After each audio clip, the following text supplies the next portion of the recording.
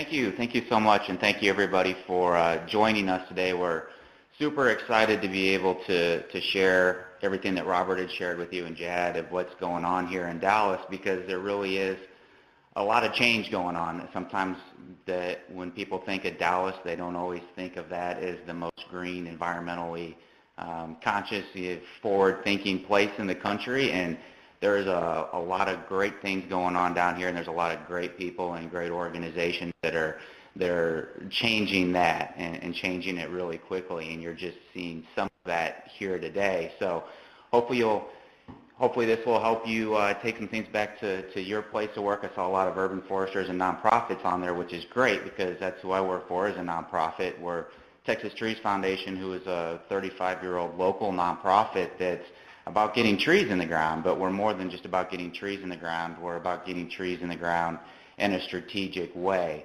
And everything that we do, we want to back in science, and we want to know that if we're going to put a tree in the ground, or if we can only put one tree in the ground a year, we want to make sure that we put it in the best possible place so that it's going to do the maximum amount of good.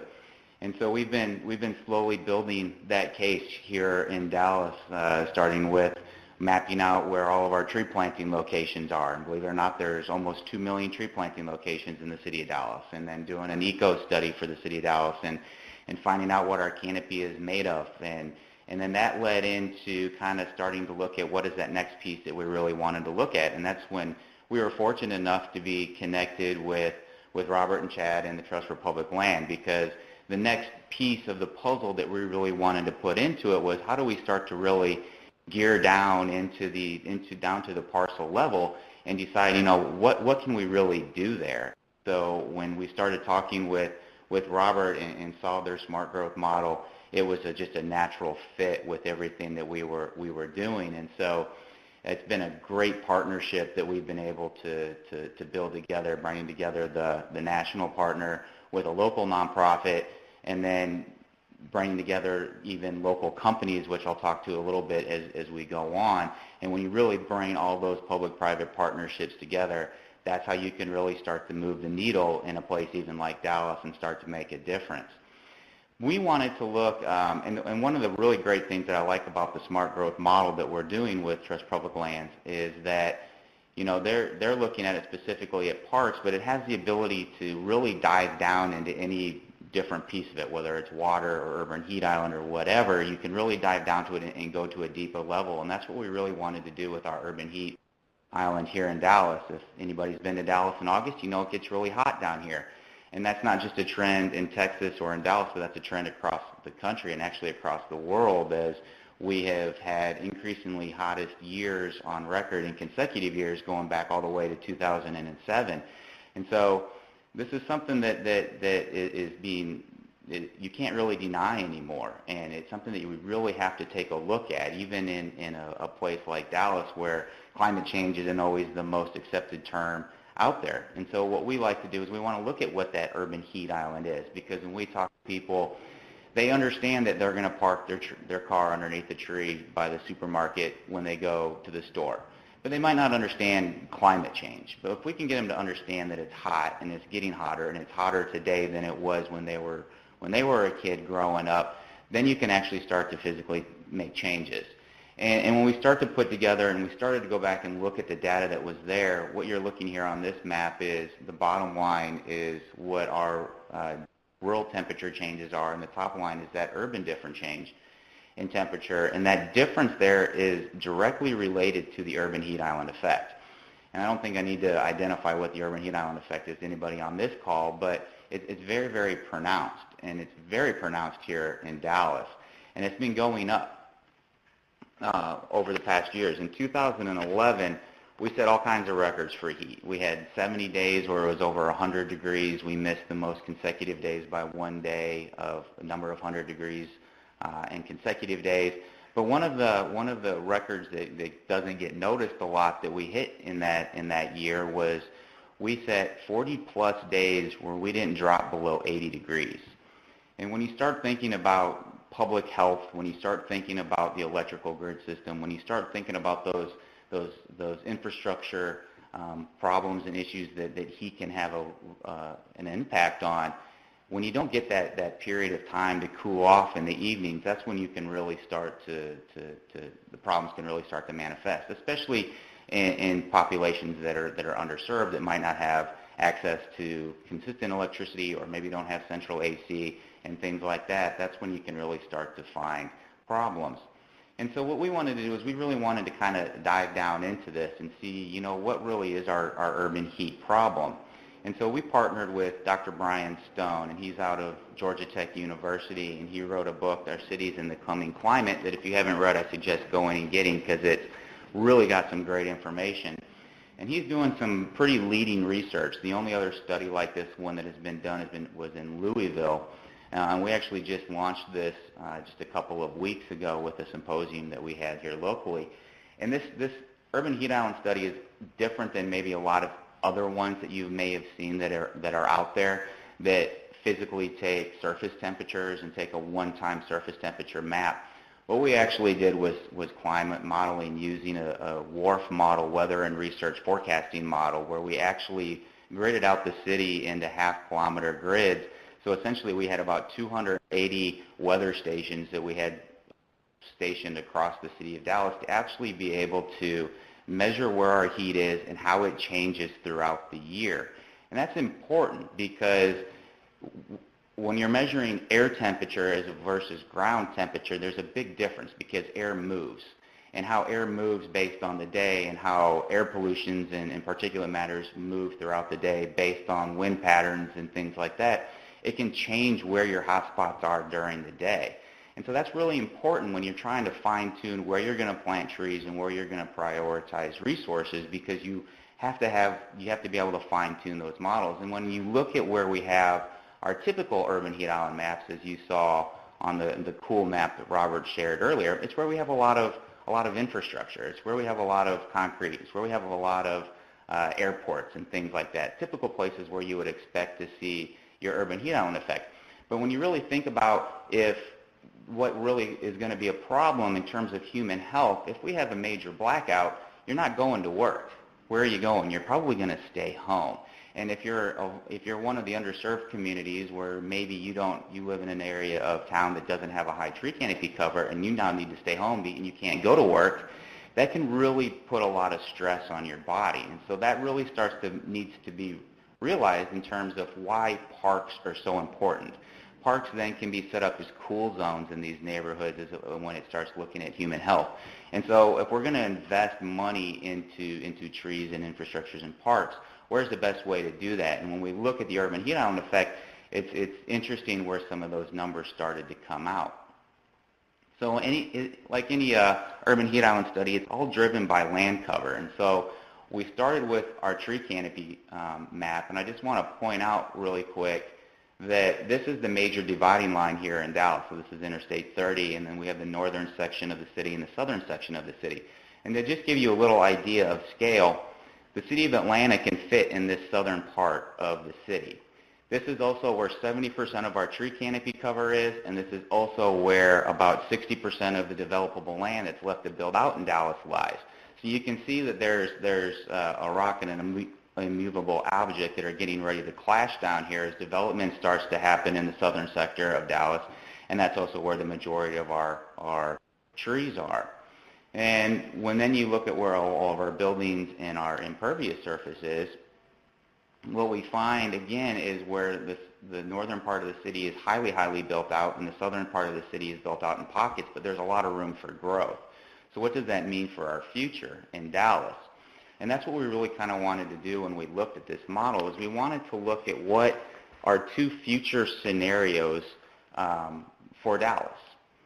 First of all, I'll show you. So this is Dallas County right here that we're looking at. So this is what after we ran our model, this is what our urban heat island map looks like. And again, you'll see a lot of those hotspots are, again, where Robert was showing. So we have Dallas Love Field that is over here, or excuse me, Dallas Fort Worth International Airport is over here. We have Love Field, which is over here, and then we have our downtown core. And then we have our major transportation corridors that run in these areas. And that's where you would typically see your urban heat islands, which we did here. And the amazing thing that came out of this is, again, this is averaged over 150 days. So again, this isn't a one-time snapshot of what our heat is in Dallas. This is averaged over a long period of time. And what we found out is in our hottest areas that on average over a 5-month period, we're averaging almost 101 degrees. That's pretty crazy. That's some intense heat, and when you start talking about what our urban heat island is and what it could potentially mean for future growth, especially economic growth within the city of Dallas.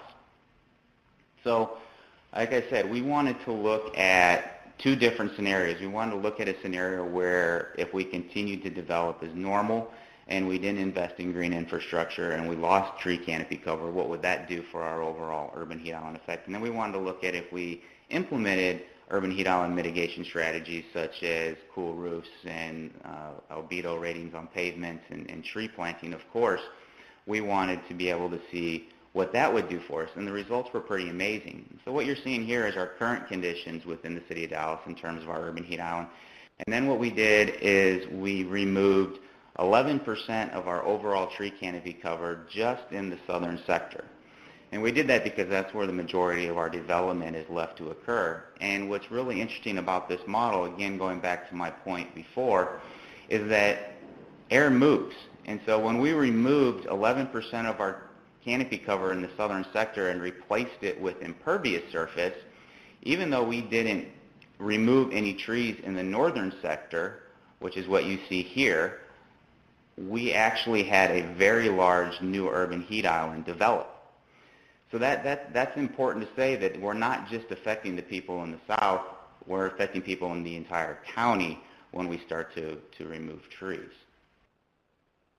But we wanted to look at the bright side too. So what we wanted to look at was, okay, what if we start actually planting trees? And we didn't do this just haphazardly where we said, hey, we're going to go in there and plant an unrealistic number of trees.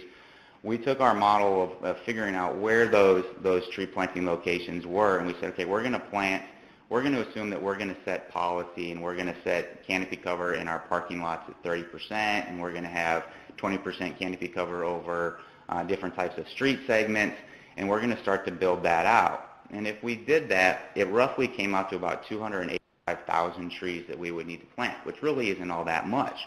And when you do that, we saw considerable cooling throughout the city. And again, the numbers that you're looking at here, you might only see 1 or 2 degrees, but what you're looking at an average over the city. When we actually dove down into some of those individual grids, we were seeing temperature differences by as much as 19 degrees in some of these neighborhoods. And some of these neighborhoods are in some of those underserved neighborhoods that fall into that equity model that Robert was showing you earlier.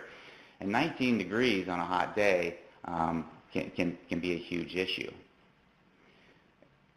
And this is what was really cool. So what we were looking at on the previous one was our daytime highs. So you can see in our daytime highs, the cooling was noticeable, but we still didn't really cool off into these major core areas. We just kind of cooled off into the surrounding neighborhoods. But what was really surprising was our nighttime lows. And our nighttime lows dropped by as much as 10 degrees in some neighborhoods. So the difference between 80 degrees and 70 degrees in Dallas in August is the difference between eating inside and eating outside and enjoying the evening. So that was really great to see the amount of nighttime cooling that we were able to get. And a lot of that came from the shading factor that trees have over impervious surface.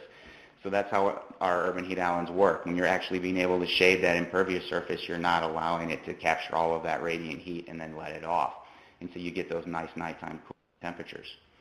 But we also looked at other mitigation strategies like cool pavements, and then what we saw here you're seeing is the cool material scenario, where if we were to implement policy for white roofs, if we were to start looking at some of the albedo material like Jad was talking about what they're doing in California, the amount of cooling that you can get is very, very pronounced.